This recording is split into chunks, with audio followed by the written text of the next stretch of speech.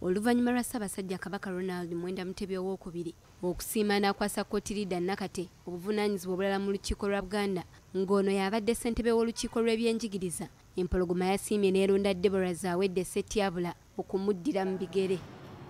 Kino n'akikola olw'okwagala okukulaakulanya ebyenjigiriza mu Buganda ku lwa Kabaka wange. Bw'abadde atongoza obukulembeze buno, Ssaabawolereza wa gavumenti ya Kabaka Oweekitiibwa Christopher Bwanika asinzidde ku mukolo guno n'asaba abakulira minisitule y'ebyenjigiriza mu Bwakabaka okwongeramu amaanyi mu kutumbula omutindo gw'ebyenjigiriza mu Buganda. Obukulembeze bwetaaga okukolera awamu ne ttiimu gy'otwala, ate gwe ng'omukulembeze kikukakatako okulaba nti ttiimu yo yonna etuukiriza emirimu egibaweereddwa. Olina okuba omuwuliriza omulungi, okuwuliriza abantu b'otwala, okuba ng'oyigira ku bantu b'otwala ate nga ofuna ebirowoozo okuva gye bali.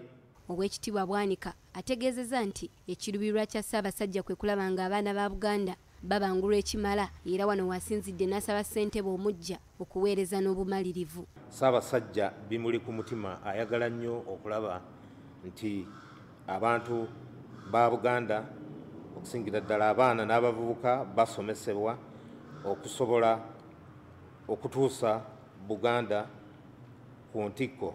Nga munnamateeka njagala okutegeeza nti ekirayiro si kipapula oba si bigambo, si kibooziboozi, wabula bweyamo, era okukimenya oba otiriridde Ssaabasajja.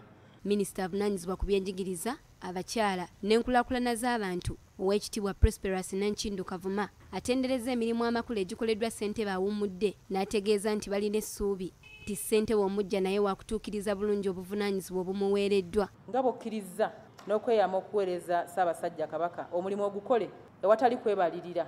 Kye mmanyi mu buweereza bwa Ssaabasajja bulimu emikisa mingi era tumanyi nti gijja kutuukako. Mulimu n'okulambikibwa kw'ojja okufuna okw'enjawulo era tukusuubiramu obuweereza obusaanidde. Ssentebe awummudde ategeezezza nti wadde nga ssennyiga omukambwe yasannyalaza emirimu gyabwe, tekyabalobera kuteekawo makubo malala okulaba ng'ebyenjigiriza tebisereba mu biseera by'omuggalo, era bingi bye basobola okutuukako.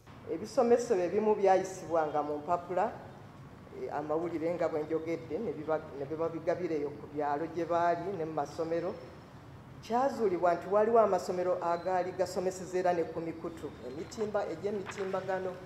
Deborah Zawedde Ssetyabula, ssentebe omuggya, yeeyanzizza nnyo Ssaabasajja Kabaka okumulengera n'amugonnomulako obuvunaanyizibwa buno, era yeeyamye okubeera omuwulize. Mbegaseeko mu kaseera akalimu okusoomoozebwa kuno, twetaaga okukolera awamu obukugu obw'enjawulo obwetaaga okufuna bannamikago okutukwasizaako, tusobole okulaba ng'ekigendererwa kyaffe ekyokutumbula ebyenjigiriza tukituukako. Awo nno nange wenjagalira okweyama nti waliwo bingi ebyokukolebwako okulaba nti tuteekesa ebyo ebyazuulibwa edda nti bye bisaanidde okukulaakulanya Obwakabaka.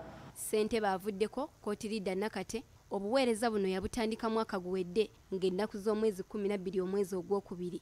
Doreen Nakajiri ne Aisha Nasanga, BBS Telefina, ageesigika.